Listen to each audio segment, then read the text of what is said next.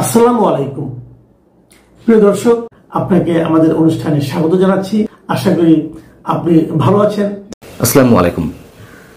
ভুটানের প্রধানমন্ত্রী শেরিং টোবগে তিনি বাংলাদেশ সফরে ঢাকায় এসে পৌঁছেছেন। অনেকে ভাবতে পারেন ভুটানের মতন একটি ছোট্ট রাষ্ট্র, তার প্রধানমন্ত্রী বাংলাদেশ সফরে এলেন, তাকে নিয়ে এত গুরুত্বের সঙ্গে আলোচনার কি আছে? তার এই সফরটি যে অনেক বেশি গুরুত্বপূর্ণ ভূ রাজনৈতিক দিক থেকে বা ভারতকে কেন্দ্র করে, সেটি আমরা বুঝতে পারি যখন কিনা আমরা দেখি ভুটানের মতো রাষ্ট্রের বা সরকারের প্রধানমন্ত্রী শেরিং টোবগেকে বাংলাদেশের সরকার প্রধান, খোদ প্রধান উপদেষ্টা ডক্টর মোহাম্মদ ইউনূস নিজে স্বাগত জানান বিমানবন্দরে গিয়ে। অনেকে হয়তো মন্তব্য করতে পারেন যে এটা হয়তো খামখেয়ালিপূর্ণ কাজ হয়েছে, প্রধান উপদেষ্টা বেশি আন্তরিকতা দেখানোর জন্য গিয়েছে, বাংলাদেশ সরকারের একটা খামখেয়ালিপূর্ণ কাজ হয়েছে। কিন্তু আমরা তো প্রোটোকল সম্বন্ধে কম বেশি অনেক কিছুই জানি। ভুটানের প্রধানমন্ত্রীকে স্বাগত জানানোর জন্য কি একজন উপদেষ্টাই যথেষ্ট ছিল না, অথবা সরকারের সিনিয়র সচিব পর্যায়ের কেউ? আমাদের প্রধান উপদেষ্টা ডক্টর মোহাম্মদ ইউনূস তো গত 15 মাসে 14-15-12 বেশিবার বিদেশ সফরে গেছেন। কোন রাষ্ট্রে, কোন দেশে তাকে কে কোন পর্যায় থেকে রিসিভ করেছেন সেও তো আমরা জানি। হতে পারে অনেকে বলতে পারেন যে আমাদের প্রধান উপদেষ্টাকে কোনো রাষ্ট্র নেগলেক্ট করেছে, অবহেলা করেছে, ইগনোর করেছে, হয়তো বলতে পারেন তর্কের খাতিরে। কিন্তু যেভাবেই বলুন, ভুটানের প্রধানমন্ত্রীকে প্রধান উপদেষ্টা বা বাংলাদেশের প্রধানমন্ত্রী গিয়ে রিসিভ করবেন, এটা একটু হলেও অস্বাভাবিক। তাহলে কি কি কারণে গুরুত্বপূর্ণ সেটি এবার আসি। একটু মনে করিয়ে দিই যে দক্ষিণ এশিয়ার দেশগুলোতে ভারত তার অনেক ধরনের এজেন্ডা বাস্তবায়ন করে ভুটানের মাধ্যমে। প্রশ্ন উঠতে পারে, ভুটানের মাধ্যমে কেন ভারতের বার্তা বাংলাদেশ সরকারের কাছে পৌঁছে দিতে হবে? অন্য কোনো মাধ্যমেও তো ভারত তার বার্তাটি পৌঁছে দিতে পারত বা পারে। যৌক্তিক প্রশ্ন। এ কথাও আমরা জানি। এর পরিপ্রেক্ষিতে বলতে হবে যে ইতিহাস বলে ভারতের ইচ্ছা এবং এজেন্ডার বাইরে আবার ভুটান কিছু করে না। তাহলে ভুটানের প্রধানমন্ত্রী কেন এলো? এটাও আমরা বুঝতে পারছি, নিশ্চয়ই ভারতের সম্মতির বাইরে ভুটান এই মুহূর্তে টালমাটাল রাজনৈতিক পরিস্থিতিতে উত্তেজনাপূর্ণ বাংলাদেশ সফরে আসবে না। এসেছে তো। সেক্ষেত্রে অবশ্যই আবার বলতে হবে, বিহাইন্ড দ্য স্ক্রিন অনেক কিছু চলছে। সে কারণেই প্রধান উপদেষ্টার এত বেশি আতিথেয়তা প্রদান করা। আমাদের একটু মনে রাখা দরকার যে 71-এর 4 ডিসেম্বর বাংলাদেশকে প্রথম স্বীকৃতি দিয়েছিল ভুটান তার নিজের ইচ্ছায় না, আগে ভুটানকে দিয়ে স্বীকৃতি দেওয়ার মাধ্যমে ভারত 6 ডিসেম্বর বাংলাদেশকে স্বীকৃতি দিল। এর পাশাপাশি আমরা এই কথাও বলতে পারি যে ভুটান কি এমন গুরুত্বপূর্ণ দেশ, যদি আমরা আমাদের যে আলোচনা বিষয়বস্তু তার বাইরে গিয়েও প্রশ্ন তুলি যে তাকে এইভাবে গুরুত্বের সঙ্গে দেখতে হবে বাংলাদেশ সরকারকে। কি বলা হচ্ছে যে ভুটানের প্রধানমন্ত্রীর সঙ্গে যে দ্বিপক্ষীয় বৈঠকগুলো হবে সেখানে বাণিজ্য, বিনিয়োগ, যোগাযোগ, শিক্ষা, পর্যটন, সাংস্কৃতিক, ক্রীড়া সহ বিভিন্ন ক্ষেত্রে সহযোগিতার বিষয়গুলো নিয়ে আলোচনা হবে। এগুলো গতানুগতিক। এখানে যে রাষ্ট্রের প্রতিনিধি অন্য কোনো রাষ্ট্রে গেলে এই সব বিষয় নিয়ে আলোচনা হয় এবং 3টি চুক্তি ও সমঝোতা স্মারক সই হবে। কি এমন চুক্তি ভুটানের সাথে? আমরা আবারও একটু গত বুধবার অজিত দোভাল, ভারতের জাতীয় নিরাপত্তা উপদেষ্টা এবং আমাদের জাতীয় নিরাপত্তা উপদেষ্টা ডক্টর খলিলুর রহমানের মধ্যে যে বৈঠকটি হয়েছে সেই বৈঠকের কথা একটু মনে করে দিতে পারি আবারও। এবং সেখানে কি আলোচনা হয়েছে, কি হতে পারে, স্পষ্টভাবে কোনো গণমাধ্যম বা বিশ্লেষক শক্ত রেফারেন্স দিয়ে এগুলো তুলে না ধরলেও আমরা নানান পর্যায়ের থেকে যা কিছু শুনতে পেয়েছি আপনাদের সামনে তুলে ধরেছি এর আগের কন্টেন্টে। অজিত দোভাল এবং ডক্টর খলিলুর রহমানের মধ্যে করে যে বৈঠক, তাতে কি কি ইস্যু এসেছে বা ডক্টর খলিলকে অজিত দোভাল কি বার্তা দিয়ে দিয়েছে আলোচনা করেছি। তারপর একটু মনে করে দিই, বাংলাদেশের মাটিতে ভারত বিরোধী কার্যকলাপ চলছে কিনা, নানান ধরনের উস্কানিমূলক বক্তব্য দেওয়া হচ্ছে কিনা, সেই প্রসঙ্গটি তো অবশ্যই এসেছিল। এবং পাকিস্তানের সঙ্গে মাত্র 6 মাস আগেও ভারতের যে একটা পুরোদস্তুর যুদ্ধ পর্যন্ত হলো, সেই পাকিস্তানের যে সামরিক কর্মকর্তারা, সরকারের বিভিন্ন পর্যায়ের উচ্চপদস্থ কর্মকর্তারা ক্ষণে ক্ষণে দফায় দফায় বাংলাদেশ সফর করছে, সেই বিষয়টি ভারত ভালো চোখে নেয়নি। এবং পাকিস্তানের সঙ্গে বাংলাদেশের যে সহযোগিতা, মানে প্রতিরক্ষা খাতে যে সহযোগিতা বাড়ানোর কথা বলা হচ্ছে, সেটি যে ভারতের নিরাপত্তা অ্যাপারেটাসকে বিচলিত করছে, সেই বিষয়টি নিশ্চয়ই তুলেছে। এবং নির্বাচন ইস্যুতে নিঃসন্দেহে কথা হয়েছে, সেটি অংশগ্রহণমূলক নির্বাচন ভারত কতটা চায়, আবার এই মুহূর্তে বাংলাদেশে অন্তর্বর্তী সরকার আওয়ামী লীগকে বাদ দিয়ে যা যা কিছু করার চেষ্টা করছে, এসব বিষয়ে আলোচনা হয়েছে। এবং শেখ হাসিনা ইস্যু তো রয়েছেই, বার্তা সবগুলোই দেওয়া হয়েছে। আমি এর আগের কন্টেন্টে বেশ বিস্তারিত তুলে ধরেছিলাম, নতুন করে আর কিছু বলার নেই। এবং পরবর্তীতে আমরা দেখলাম যে এর আগে থেকে সবকিছু ডিজাইন করা। ভুটানের প্রধানমন্ত্রী শেরিং টোবগে তিনি বাংলাদেশ সফরে এসেছিলেন। প্রথমে অনেকেই অনেকখানি ধাক্কা খেলেন তাকে যেভাবে রিসিভ করা হলো। অতএব রাজনৈতিক সমীকরণ অনেকখানি বদলে যাচ্ছে, এ কথা মোটামুটি বলা যেতে পারে। সেই সমীকরণ কোথায় গিয়ে দাঁড়াবে সেটিও অনেকের ভাবনার বাইরে থাকতে পারে। এবং অবশ্যই এই যে নভেম্বর এবং ডিসেম্বর খুবই খুবই ক্রুশিয়াল সময় বাংলাদেশের জন্য, এমন অনেক কিছু ঘটে যেতে পারে যা অভাবনীয়। এবং আবার একটু মনে করে দিই আরেকটি কথা, যুক্তরাষ্ট্রের সঙ্গে ভারতের যে শিথিল সম্পর্ক সেটি উষ্ণতায় গিয়ে পৌঁছা। এবং সাবেক প্রধানমন্ত্রী শেখ হাসিনা এত এত ঘটনা অঘটনের পর এসে যখন আন্তর্জাতিক গণমাধ্যমকে বলেন যে 5 আগস্ট আন্দোলন বা গণ অভ্যুত্থানের পেছনে যুক্তরাষ্ট্রের কোনো হাত ছিল না, সেটি আমাদেরকে একটু ভাবিয়ে তোলে আসলে বিষয়টি কি, সমীকরণটি কোন দিক থেকে কীভাবে গড়াচ্ছে। 15 মাস যখন কেটে যাচ্ছে, আর 2-1 মাস ওয়েট করতে নিশ্চয়ই আমাদের খুব বেশি বেগ পেতে হবে না। অনেক কিছু বোঝা যাবে অভ্যন্তরীণ, আঞ্চলিক এবং আন্তর্জাতিক রাজনীতির ক্ষেত্রে বাংলাদেশকে কেন্দ্র করে। ভালো থাকুন সবাই, আল্লাহ হাফেজ। আজকে এই মুহূর্তে আমি আপনাদেরকে অনেকগুলো সম্ভাষণ জানালাম। এখানে ধর্মীয় লেবাস আছে, ধর্মের বাইরের লেবাস আছে। কেন জানালাম? মাঝে মাঝে আমার কমেন্ট অপশনে দেখে যে আমি সালাম দিচ্ছি না কেন। আবার কেউ এসে বলেন আমি সালাম দিচ্ছি কেন, সালাম দিলে আমি অসাম্প্রদায়িক থাকলাম না। আবার আদাব নমস্কার যদি দেই তাতেও সমস্যা, মানে সমস্যা চারিদিকে। কিছু মানুষের মধ্যে এই সীমাবদ্ধতা আজন্মই থেকে যায়। এই মুহূর্তে আমার মনে পড়ছে সীমাবদ্ধতার কথা, মনে পড়ে যে জ্ঞান যেখানে সীমাবদ্ধ, বুদ্ধি সেখানে আড়ষ্ট, মুক্তি সেখানে অসম্ভব। একটি বিখ্যাত স্লোগান শিখা পত্রিকা, ঢাকার মুসলিম সাহিত্য সমাজ এই পত্রিকাটা প্রকাশ করেছিল। 1927 সাল থেকে এটি প্রকাশ হতো এবং এটির প্রতিটি সংখ্যার উপরে এই স্লোগানটা লেখা থাকতো, জ্ঞান যেখানে সীমাবদ্ধ, বুদ্ধি সেখানে আড়ষ্ট, মুক্তি সেখানে অসম্ভব। অসাধারণ কথা। আজকেও এটি বিভিন্ন প্রেক্ষাপটে আলোচিত হয়। আমার মনে পড়ে গেল এই মুহূর্তে। আসলে যারা এই কাজগুলো করেন, আমি কি সালাম দিলাম, আদাব দিলাম, নমস্কার দিলাম, এটা তাদের জ্ঞানের সীমাবদ্ধতা। আমি সম্ভাষণ জানাচ্ছি, আমি আপনাকে সালাম দিয়েও জানাতে পারি, আদাব দিয়ে জানাতে পারি, নমস্কার দিয়েও জানাতে পারি, শুভেচ্ছা দিয়ে জানাতে পারি, প্রীতি জানিয়েও জানাতে পারি। তাতে কি যায় আসে? একজন সালাম দিলে কি তিনি অন্য ধর্মকে অসম্মান করলেন? কিংবা একজন সালাম না দিলে তিনি কি মুসলমানিত্ব থেকে খারিজ হয়ে গেলেন? না।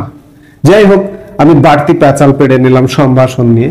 কিছু ওই যে সীমাবদ্ধ জ্ঞানের মানুষ এসে কমেন্ট করেন, এই জন্যই আমি মূলত কথা বলতে এসেছি ভারত বাংলাদেশ সম্পর্ক কি নতুন পরীক্ষায়, এই প্রসঙ্গটি নিয়ে। এই প্রসঙ্গটা নিয়ে আলাপ এই জন্যই করতে এসেছি এই মুহূর্তে যে নতুন করে আলাপ হচ্ছে, বিশেষ করে গত 17 নভেম্বর বাংলাদেশের নির্বাসিত প্রধানমন্ত্রী শেখ হাসিনার রায়কে কেন্দ্র করে ভারত বাংলাদেশ সম্পর্ক কি নতুন পরীক্ষায় পড়ে গেল কিনা? বিবিসি সহ বিভিন্ন আন্তর্জাতিক গণমাধ্যম, এমনকি বাংলাদেশের গণমাধ্যমগুলো নানা রকম আলাপ আলোচনা করছে যে ভারত বাংলাদেশ সম্পর্ক আসলে কি হতে যাচ্ছে। আমি মনে করি যে নতুন কোনো পরীক্ষা না। গত বছর 5 অগস্ট সরকার পতনের পর থেকেই ভারত বাংলাদেশ সম্পর্ক আসলে একটা ভিন্ন সাইডে চলে গেছে। এটা যদি বলেন যে 180 ডিগ্রি ঘুরে গেছে তাহলে ভুল হবে না। আজকে নতুন করে এই রায়টা হলো বলে বাংলাদেশ ভারত সম্পর্ক নতুন পরীক্ষায় পড়ে গেছে তা তো নয়। রায় হয়েছে কিসের রায়? এই রায়টা তো, যদি এই রায়টার কথা বলেন, এই রায়টা আসলে 2013-14 সালেই আজকে যে আইসিটি যারা পরিচালনা করছে, আন্তর্জাতিক অপরাধ ট্রাইব্যুনাল, যে জামাত, সেই জামাত তাদের নেতারা আমাদের মহান মুক্তিযুদ্ধে যুদ্ধাপরাধ করেছিল। এই যুদ্ধাপরাধের দায়ে তাদের নেতাদের ফাঁসিতে ঝোলানো হয়েছিল। এই ফাঁসিতে ঝোলানোর সময় তারা এই রায়, আজকে 17 নভেম্বর যে রায়টা হলো, রায়টা লিখে রেখেছিল। এটা বহু আগে লেখা, আজ থেকে 1 যুগ আগে, যে আমরা যদি কোনোদিন সুযোগ পাই শেখ হাসিনাকে ফাঁসিতে ঝুলিয়ে দেব। সেটি 17 নভেম্বর প্রকাশিত হয়েছে। কাজে এটি নতুন কিছু নয়। আরেকটি জিনিস, আমি যে শিরোনামটায় আলাপ করতে এসেছি যে ভারত বাংলাদেশ নতুন সম্পর্ক কিনা, সম্পর্কের নতুন পরীক্ষায় কিনা, না, কিচ্ছু যায় আসে না। ভারতের প্রত্যেকটা জনগণ, আমি যদি বলি, এটা শুনতে কেমন শোনায়, মজা করেই বলি, ভারতের প্রত্যেকটা জনগণ আওয়ামী লীগ করে। প্রত্যেকটা, একজনও, আমার মনে হয় না একজনও বিএনপি কে সমর্থন করে, জামাতকে সমর্থন করে, কিংবা এনসিপি কে সমর্থন করে। একচাটিয়া শতভাগ আওয়ামী লীগ করে। কেন করে? আপনাদেরকে কেন করে না? বিএনপি, জামাত কিংবা এনসিপি বা অন্য যদি কিছু করার থেকে থাকে, আপনাদের কেন করে না? আপনারা করাতে পারেন না, আপনারা আকৃষ্ট করতে পারেন না। আপনি তাদের সুবিধা নেবেন, তাদের খাবেন, এভাবেই বলছি যে তাদের খাবেন, সস্তায় খাবেন। যে চালটা তাদের খাচ্ছেন, এই চালটা আপনি দুবাই থেকে আনতে গেলে আপনার পার কেজিতে 10 টাকা বেশি দিয়ে আনতে হবে, 8 টাকা বেশি দিয়ে আনতে হবে। তাহলে আপনি সস্তায় তাদেরটা খাচ্ছেন, তাদের সেবা নিচ্ছেন, আপনি তাদের চিকিৎসা নিচ্ছেন। আপনি জামাত, আপনি তাদের চিকিৎসা নিচ্ছেন। জামাতের বহু নেতা ভারতে চিকিৎসা করতে যায়, আপনি তাদের চিকিৎসা নিয়ে এসে তাদের বিরোধিতা করছেন। ভারতের জনগণ এটা বোঝে, যার দরুন আপনাকে সমর্থন করে না, আওয়ামী লীগকে সমর্থন করে। আওয়ামী লীগ তাদের খায়, তাদের সেবা নেয়, সুবিধা নেয়, তাদের গুণগানও গায়।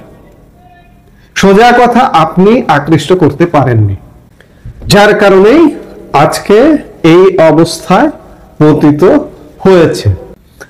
নানা রকম বিশ্লেষণ আছে যে ভারত বাংলাদেশকে কৌশলগতভাবে ছাড়বে না, ভারতের কাছে বাংলাদেশ একটা বিশাল বাণিজ্য অংশীদার, 10 থেকে 14 বিলিয়ন ডলার রপ্তানি করে, ইত্যাদি ইত্যাদি। এখানে ভারতের স্বার্থ বেশি আছে, ভারতের নিরাপত্তার স্বার্থ বেশি আছে, ইত্যাদি নানা রকম ব্যাখ্যা বাংলাদেশ বা পাকিস্তান পন্থীরা ব্যাখ্যা করে। 10 বিলিয়ন 14 বিলিয়ন ডলার। আমি বারবার এই কথাগুলো আগেও বলেছি, যে আবারও বলছি, যে ভারত 800 বিলিয়ন ডলার পণ্য পৃথিবীতে রপ্তানি করে, সেখানে একটা 10 বিলিয়ন ডলার যদি রপ্তানি না হয়, তাতে কিন্তু কিচ্ছু যায় আসে না। এই যে মার্কিন যুক্তরাষ্ট্রে 80 বিলিয়ন ডলার বাৎসরিক পণ্য রপ্তানি করে, আপনারা দেখছেন যে এই যে গত কয়েক মাসে মার্কিন যুক্তরাষ্ট্রকে ভারত পাত্তা দিচ্ছে না। আপনার 10 বিলিয়ন 14 বিলিয়ন ডলারের জন্য আপনি ভারত বিরোধী, ভারতের সাথে নেতিবাচক আচরণ করবে, আপনি মনে করছেন যে ভারত আপনাকে ছাড়বে না। আবার নিরাপত্তা ইস্যুতে কিচ্ছু যায় আসে না। আমি গতকাল বা পরশু একটা ভিডিওতে বলেছি যে আমাদের 4000 কিলোমিটার বর্ডার, এই 4000 কিলোমিটার বর্ডারে কাঁটাতারের বেড়া প্রায় অনেকটাই হয়ে গেছে, বাকিটাও দিয়ে দেবে। এবং ভারত বর্ডারে যদি নিরাপত্তার জন্য আরো 20% তাদের নিরাপত্তার জন্য যে খরচটা হয়, 20-30% আরো যদি বেশি খরচ করতে হয়, করবে, অসুবিধা কি? তাতে কিচ্ছু আসে না ভারতের। আরেকটি বিষয় যে ভারত শেখ হাসিনাকে কি প্রত্যর্পণ করবে, অসম্ভব। এই যে শেখ হাসিনার বিরুদ্ধে যে রায়টা হয়েছে, এই রায় হবার পর থেকে ভারতের যে বডি ল্যাঙ্গুয়েজ, তাতে প্রশ্নই আসে না ভারত কোনোভাবে প্রত্যর্পণ করবে না। ভারত এই আইসিটিকে মানছে না, আমরা বাংলাদেশের জনগণই তো মানছি না। আমরা তো বলছি যে এটা 14-13 সালে লেখা, ভারত তো মানবেই না এবং মানবে না। এই যে সাম্প্রতিক সময়ে কথা হচ্ছে, রায়ের পর থেকে বিশেষ করে আইন উপদেষ্টাও বলেছেন যে ভারত থেকে ফেরানোর জন্য আবারও চিঠি দেওয়া হবে, এমনকি ইন্টারপোলে যাওয়া হবে। এমন কিছু ইন্টারপোলের শর্ত অনুযায়ী শেখ হাসিনাকে প্রত্যর্পণ করানো যাবে না। ভারতের সাথে বন্দি বিনিময় চুক্তির শর্ত অনুযায়ী এই শর্তে এমন কিছু আছে যে কারো জীবন সংহার হতে পারে, রাজনৈতিক চরিত্র থাকতে পারে, এটা জীবন সংহার হতে পারে শেখ হাসিনার। এখানে রাজনৈতিক চরিত্র আছে এই ঘটনাটা। কাজেই শেখ হাসিনাকে ভারত কোনোভাবে প্রত্যর্পণ করবে না এবং শেখ হাসিনাকে ভারতই আশ্রয় দেবে, আশ্রয় দিয়ে রাখবে। তৃতীয় কোনো দেশেও ভারত তাকে পাঠাবে না নিরাপত্তা জনিত কারণে। এই রায়ের পরে শেখ হাসিনার নিরাপত্তা আরো বাড়ানো হয়েছে, আপনারা শুনেছেন বিভিন্ন মাধ্যম থেকে।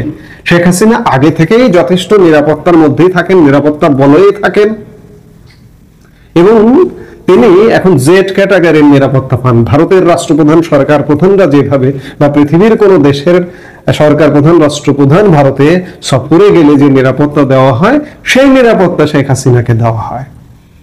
এই রায়ের পরে ভারত কি তাকে, এই যে বিশেষ করে গণমাধ্যমে কথা বলেন, এই কথা বলা কি বন্ধ করে দেবেন? প্রশ্নই আসে না। কদিন আগে বিবিসি বাংলা একটি স্টোরি করেছিল দিল্লি থেকে, যে শেখ হাসিনাকে ভারত আনলক করে দিয়েছে, গণমাধ্যমে আনলক করে দিয়েছে। এবং গণমাধ্যমে যে আনলক করে দিয়েছে, আমরা গত কয়েকদিন বিশ্ব গণমাধ্যম, ভারতীয় গণমাধ্যমে শেখ হাসিনার উপস্থিতি, গত এই রায়ের আগ থেকেই উপস্থিতি আমরা জোরালো ভাবে দেখছি। এবং এই রায়টার প্রভাবে কি শেখ হাসিনা আবার লক হয়ে যাবেন? প্রশ্নই আসে না। সোজা কথা বলছি যে ভারত এই রায়টাকে, এই ব্যবস্থাটাকে, এই বিচারটাকে কোনোভাবে আমলেই নিচ্ছে না। কাজে লক করার কিছুই নেই, বরঞ্চ সোজা কথা বলবো যে ভারত পৃষ্ঠপোষকতা করছে। শেখ হাসিনাকে আশ্রয় দিয়েছে, আওয়ামী লীগ নেতাদের আশ্রয় দিয়েছে এবং ভারত কোনো কোনো ক্ষেত্রে মনে হয় যেন নির্বাচিত প্রধানমন্ত্রী তিনি পদত্যাগ করেননি, সেরকম একটা স্ট্যাটাসে প্রধানমন্ত্রীকে মনে করছেন, শেখ হাসিনাকে মনে করছেন। এই যখন অবস্থা, তখন বাংলাদেশ যতই এই বর্তমান বন্দোবস্ত যতই বাগড়ম্বর করুন না কেন, শেখ হাসিনাকে ফেরাতে পারবেন না। এবং এইভাবে যদি একটা নির্বাচন হয়, এই নির্বাচনেরও পক্ষপাতী নয় ভারত। ভারত মনে করে, ভারতের কাছে রিপোর্ট আছে, গবেষণা রিপোর্ট আছে যে বাংলাদেশের 50% মানুষের উপরে আওয়ামী লীগকে সমর্থন করে। সেই আওয়ামী লীগকে বাদ দিয়ে নির্বাচন করবে বাংলাদেশ, সেটা ভারত কোনোভাবে মেনে নেবে না। কাজে আমি যেটা দিয়ে আলাপ শুরু করেছিলাম, এই আলাপ বহু আলাপ করা যায়, ঘন্টার পর ঘন্টা আলাপ করে ফেলানো যায়, কিন্তু ভিডিও দীর্ঘ হবে বিধায় আলাপ সংক্ষিপ্ত করতে হবে। যে ভারত আসলে, ভারত বাংলাদেশ সম্পর্ক নতুন হিসেবের কিছু নেই, নতুন সমীকরণেরও কিছু নেই। এই রায় আসলে ভারত বাংলাদেশ সম্পর্কের ক্ষেত্রে কোনো প্রভাবও ফেলবে না। এই যে অজিত দোভালের সঙ্গে দ্বিপাক্ষিক বৈঠক করলেন বাংলাদেশের কি যেন নাম, Khalilur Rahman, NSA, national security adviser, নয়া পদ, বাংলাদেশের নয়া পদ। শেখ হাসিনা প্রত্যর্পণ বিষয়ে কোনো আলাপই তুলতে পারেননি অজিত দোভালের সঙ্গে। এখানে বাংলাদেশের গণমাধ্যমে ফাটিয়ে ফেলানো হচ্ছে। কাজেই ভারত বাংলাদেশ নয়া হিসেবের কিছু নেই, পুরনো হিসেবেই আছে। এই অন্তর্বর্তীকালীন সরকারের সাথে অন্ততপক্ষে ভারতের সম্পর্কের কোনো উন্নতি হচ্ছে না, এটি এক প্রকার নিশ্চিত। ভারতের সরকারের নয়, ভারতের জনগণের সাথে বাংলাদেশের জনগণের, এই প্রতিক্রিয়াশীল জনগণের সম্পর্কের কোনো উন্নতি হচ্ছে না। ভারতের জনগণ আওয়ামী লীগকে সমর্থন করে, ভারতের সরকার আওয়ামী লীগকে সমর্থন করে, ভারতের সরকারি দল, বিরোধী দল কংগ্রেস আওয়ামী লীগকে সমর্থন করে। আপনি কিভাবে ঠেকাবেন? কাজেই আমার চারপাশ দিয়ে ঘেরা দেশটির সাথে বাংলাদেশের সম্পর্ক, নয়া সম্পর্ক, নয়া হিসাব নিকেশ, নয়া সমীকরণ যেরকম আছে তেমনটাই থাকবে। এবং সাম্প্রতিক সময়ে বিশেষ করে দিল্লি ব্লাস্ট, জঙ্গি হামলা ইত্যাদি সংযোগ পাওয়ার কারণে ভারত ইতিমধ্যে কিছু প্রেসক্রিপশন দিয়ে দিয়েছে বাংলাদেশকে। খলিলুর রহমান ভারতে যাওয়ার আগে থেকেই প্রেসক্রিপশন দেওয়া হয়েছে, খলিলুর রহমান গিয়ে তাকেও কিছু প্রেসক্রিপশন দেওয়া হয়েছে। এই প্রেসক্রিপশন অনুযায়ী যদি কাজ না করে বাংলাদেশ, তাহলে এমনও হতে পারে, বিষয়টি আমি গতকালকের একটা ভিডিওতে বলেছি, যে ড্রোন, ক্ষেপণাস্ত্র, বিমান এদিকে ধেয়ে আসার পর্যায়েও যেতে পারে। কাজেই যারা নতুন করে বিশ্লেষণ করছেন যে শেখ হাসিনাকে ভারত লক করে দিবে, গণমাধ্যমে আর কথা বলতে দেবে না, এবং শেখ হাসিনাকে রাখার কারণে ভারত বাংলাদেশ সম্পর্ক মনে হয় যেন বাংলাদেশি বিরাট কিছু, ভারতের বাংলাদেশের সাথে সম্পর্ক না রাখলে যেন ভারতেরই ক্ষতি হবে, এমন ভাবে উপস্থাপন করা হচ্ছে। কিন্তু ভাই, একটা জিনিস মাথায় রাখবেন, আপনি কিন্তু বিপদে। একটা কথা বলেই শেষ করবো, যে আপনি একটা ল্যান্ডলক কান্ট্রির মানুষ।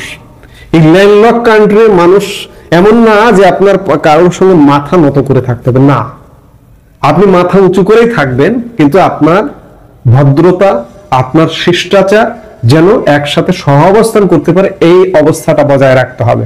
আপনি সমানে ভারত বিরোধী কথা বলবেন, আপনি সমানে বিদ্বেষ ছড়াবেন, তা তো হবে না, তা তো ভারত মেনে নেবে না। ভারত বাংলাদেশ না সমীকরণ একটা ফ্রিজ সম্পর্ক, এই সম্পর্কের উন্নতি হবে না, এখনো হবে না। এবং এই যে একতরফা নির্বাচনটা করার চেষ্টা করা হচ্ছে, এটি যদি হয় এরপরেও হবে না। হতে হলে free, fair and credible and inclusive একটা ইলেকশন করতে হবে, এছাড়া উপায় নেই। এই মুহূর্তে এ পর্যন্ত। সবাই ভালো থাকুন, সুস্থ থাকুন।